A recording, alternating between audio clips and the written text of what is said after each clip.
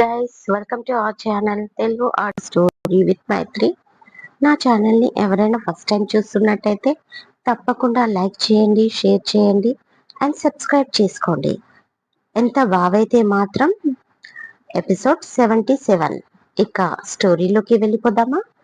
Bag చేతిలో పట్టుకొని I hate you లోపలికి వెళ్ళిపోయింది కోపంగా పప్పి. తన కోపాన్ని కూడా ఎంజాయ్ చేస్తూ రెస్టారెంట్ కి స్టార్ట్ అయ్యాడు జై. దారిలో ఉన్న జైకి కాల్ వస్తుంది. అది గంగూబాయ్ నుంచి. డిస్ప్లేలో నేమ్ చూసుకొని రెస్టారెంట్ కి వెళ్ళాక లిఫ్ట్ చేస్తాడు జై. గంగూబాయ్ అన్ని విషయాలు చెప్తాడు. ఇప్పుడు మాధవ్ని ఎక్కడి తెస్తాం బాబు అని అడుగుతాడు గంగూబాయ్. మీరు కంగారు పడకండి, అడిగినంత మాత్రాన మాధవ్తో మీటింగ్ ఏర్పాటు చేయలేం కదా. ముందు పెళ్లి విషయం ఎంతవరకు వచ్చింది చెప్పు అన్నాడు జై. అదే క్లారిటీ ఇవ్వట్లేదు. పెళ్లికి ఒప్పుకున్నావా అన్న విషయం అడిగినందుకు ఇదంతా చెప్పేసరికి నా గుండె ఆగినంత పని అయ్యింది అన్నాడు గంగూబాయ్. ఇంత చిన్న చిన్న విషయాలకే గుండె ఆగిపోతే అంత పెద్ద రౌడీవి ఎలా అయ్యావు? గ్యారంటీగా నీ చుట్టూ ఉన్న వాళ్ళని చూసుకొని నీ రౌడీజం ఇన్నాళ్ళు సాగింది కదా అన్నాడు నవ్వుతూ జై. చూడు బాబు, నా రౌడీయిజం ఎలా సాగింది అనే చర్చ చెయ్యకు. నా కూతుర్ని సెటిల్ చెయ్యి, నీకు జన్మ జన్మాలు రుణపడి ఉంటాను అంటూ వేడుకున్నాడు గంగూబాయ్. అంత పెద్ద మాటలు వద్దు కానీ నేను చేయాల్సింది చేస్తాను. ఇక మాధవ్ టాపిక్ రాగానే ఏదో ఒకటి చెప్పి ఆ టాపిక్ ని డైవర్ట్ చెయ్యి అంటూ కాల్ కట్ చేశాడు జై. పప్పికి చాలా కోపంగా ఉంది. కాలేజ్ నుంచి వచ్చినప్పటి నుంచి శ్రీనివాస్ తో మాట్లాడట్లేదు. కారణం ఏంటో తెలీదు. ఏమైందిరా పప్పి అని దగ్గరికి వచ్చినప్పుడల్లా కోపంగా చూస్తుంది. ఫలితం ఫ్రిడ్జ్ లోని ఫుడ్ ఐటమ్స్ అన్ని ఖాళీ అయిపోయాయి. ఎందుకైనా మంచిదని ఫ్రూట్స్ కూడా కట్ చేసి పెట్టాడు. నా బంగారికి ఏమైంది అన్నాడు ఫైనల్లీ చాలా సేపటికి మరొకసారి. కనిపించడం లేదా, కోపంగా ఉంది అంటూ కట్ చేసిన ఫ్రూట్స్ బౌల్ ని అందుకుంది ఫ్రిడ్జ్ నుంచి పప్పి. తినడానికి ఏమీ దొరకకపోవడంతో. మరి అంత కోపం రావడానికి కారణం ఏంటో అన్నాడు. ఉన్నాడుగా మీ హిట్లర్ అల్లుడు, తనే కారణం. మీకు చెప్పి ఏం లాభం లేదు కదా అంటూ వచ్చి సోఫాలో కూర్చుంది. అదేంటి లాభం లేదంట? ఇన్ని రోజులు భయపడ్డాను, ఇప్పుడు కూడా భయపడతాను అనుకుంటున్నావా? రాని వాని అడిగేస్తాను, మాటలతో కడిగేస్తాను అన్నాడు లేని ఆవేశం తెచ్చుకుంటూ శ్రీనివాస్. మాట్లాడడానికి ఓకే, కానీ కడగడం అంటే తన బుల్లెట్ కీస్ ఇచ్చి కడగమంటాడు. అవసరమా ఈ బిల్డప్? బావ గురించి తెలిసి కూడా అంటుంది పప్పి వెటకారంగా. ఛా, నాకు అవమానం ఎదురయ్యింది అని కామ్గా టీవీ చూస్తూ కూర్చుంటాడు. అప్పుడే సూర్యమ్మ వచ్చి ఏమేవ్, నిన్నెక్కడికెళ్ళావు అని అడుగుతుంది. మా ఆయన ఫ్రెండ్ వాళ్ళ భార్యది బర్త్డే, అక్కడికి వెళ్ళాను గారాలు తీస్తుంది పప్పి. ఓ అబ్బో, ఆయన ప్రేమ ఒలికిపోతుంది. పెద్ద ప్రేమించి పెళ్లి చేసుకున్నట్టు, బలవంతంగానే కదా చేసుకున్నాడు, దానికి నువ్వంత టిక్కు చూపిస్తావే అంటుంది. ఏ బలవంతంగా పెళ్లి చేసుకుంటే మొగుడు కాదా అంటుంది పప్పి. వాళ్ళ మాటలు విని నవ్వుకుంటూ కామ్గా టీవీ చూస్తాడు శ్రీనివాస్. సూరమ్మకు కోపం వచ్చి లోపలికి వెళ్ళిపోతుంది. ఇదివరకే వాడి పైన అంత కోపం ఉండేది, మరి అంతలోనే అమ్మమ్మకి ఒక్క మాట అనేసరికి వాడి సైడ్ తీసుకున్నావేంటి అని అడుగుతాడు శ్రీనివాస్ నవ్వుతూ పప్పిని.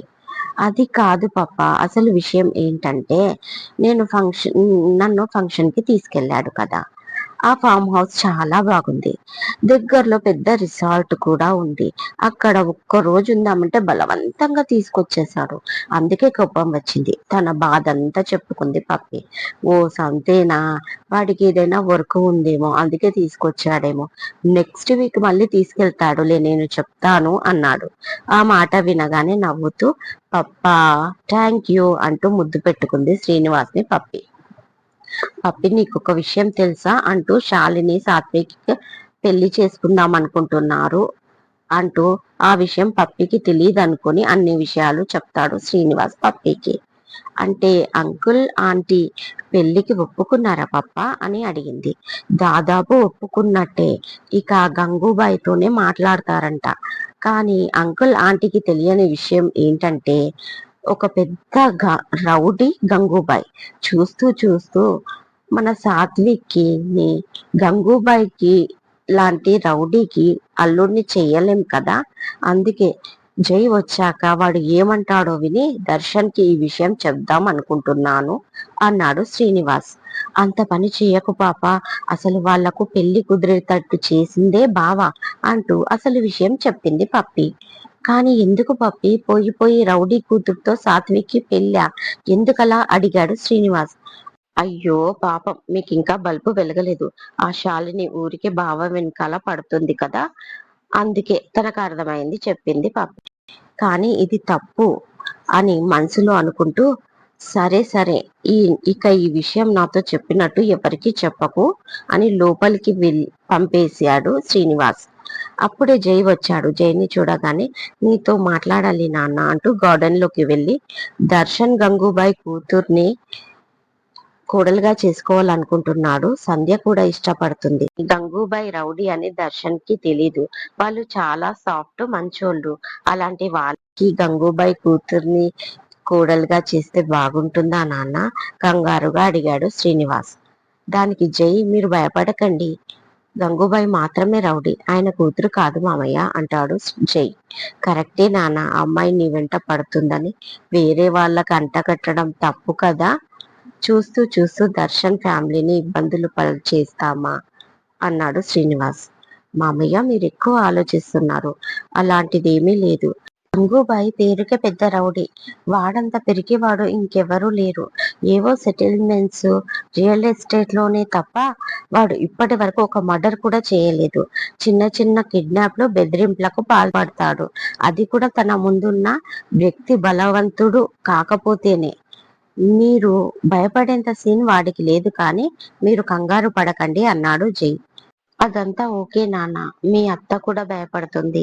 రౌడీలు గట్రా మీ అత్తకు నచ్చదు, నీకు తెలుసు కదా అన్నాడు శ్రీనివాస్. ఓకే ఓకే, నేను అన్ని సెట్ చేస్తాను.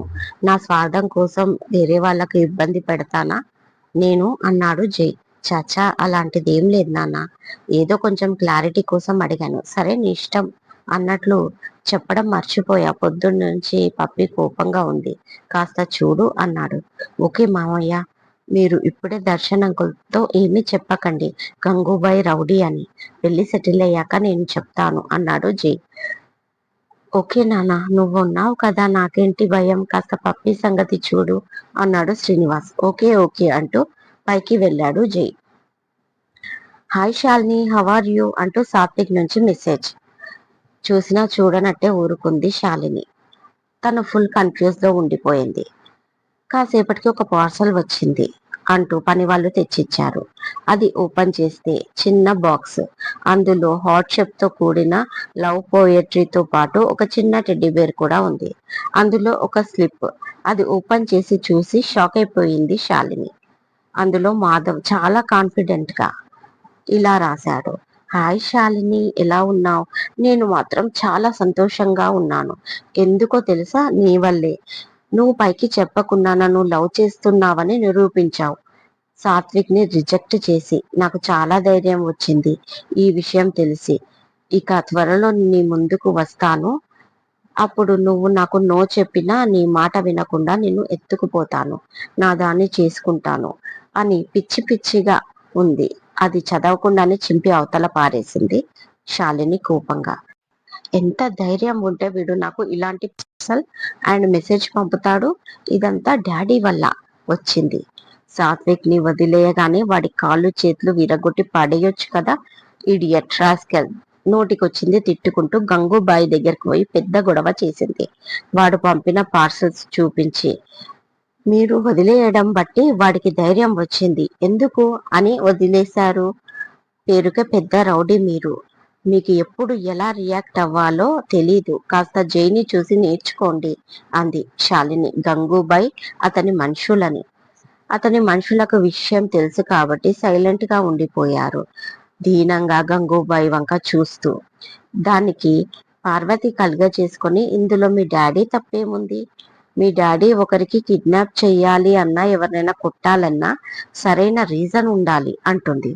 అదేంటి, సాత్విక్ కోసమే కదా పంపించాను, అతన్ని సేవ్ చేయడానికి అంటుంది శాలిని. సాత్విక్? అతను మాకేమవుతాడు? ఎవరో ముక్కు ముఖం తెలియని వ్యక్తి కోసం వేరే వాళ్ళతో గొడవ పడమంటావా మీ డాడీని అని అడిగింది సూటిగా పార్వతి.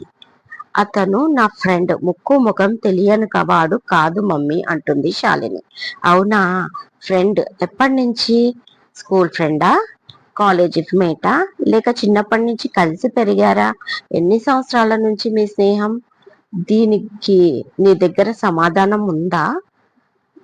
లేదు, నాకు చెప్పడానికి కాదు, ఆ మాధవ్ అనేవాడికి చెప్పడానికి కూడా నీ దగ్గర సమాధానం లేదు. చూసావు కదా ఎంత హేళనగా లెటర్ రాశాడో. 4 రోజులు పోతే లోకం మొత్తం ఇలాగే అంటుంది అంది పార్వతి. ఐ హేట్ లోకం. నాకు తెలిసిన వరకు నా ప్రపంచం మా మమ్మీ డాడీ అండ్ జై మాత్రమే.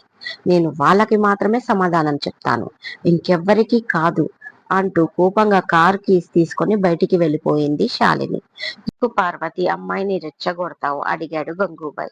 మీకు తెలియదా, అలా రెచ్చగొడితేనే తను ఆలోచనలో పడుతుంది. నా కూతురి మంచి చెడ్డ నాకు తెలియదా అంటూ నవ్వింది పార్వతి. అంత ఈజీగా ఒప్పుకుంటే తను నీ కూతురు ఎలా అవుతుంది పార్వతి అన్నాడు.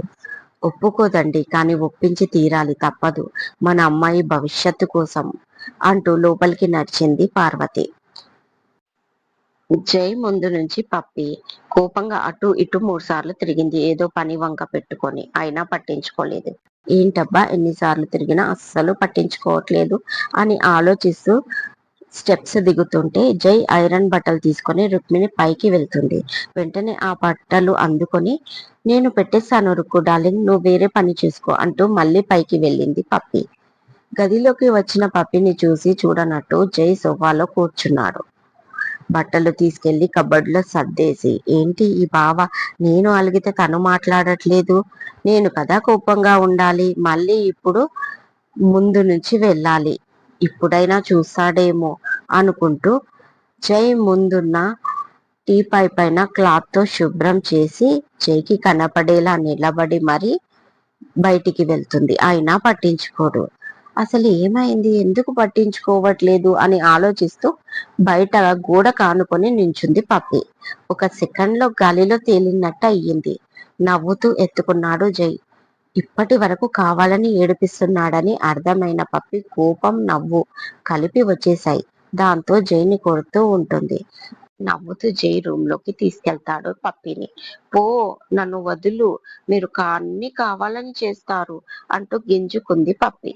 సారీ సారీ బంగారం, నా బంగారం కదా, ఏదో కాసేపు ఏడిపిద్దామంటూ అని ఒళ్ళో కూర్చోపెట్టుకుని సారీరా అంటూ పెదాలపై ముద్దు పెట్టుకున్నాడు. ఇక మెల్ట్ అయిపోయింది పప్పి జైని చుట్టుకొని. కాసేపు ఒకరికొగిట్లో ఒకరు కబుర్లు చెప్పుకున్నారు. వచ్చినప్పటి నుంచి నన్ను అబ్జర్వ్ చేయలేదు మీరు, నేనంటే ప్రేమ లేదు దెబ్బలాడింది పప్పి. పిచ్చి పిల్ల అనేది అందుకే, నిన్నే అబ్జర్వ్ చేస్తున్నాను కాబట్టి పట్టించుకోలేదు అన్నాడు. అయితే కాస్త కోపంగా ఉంటే బతిమాలొచ్చు కదా, ఇలా ఎవరైనా చేస్తారా అలిగింది మరోసారి పప్పి.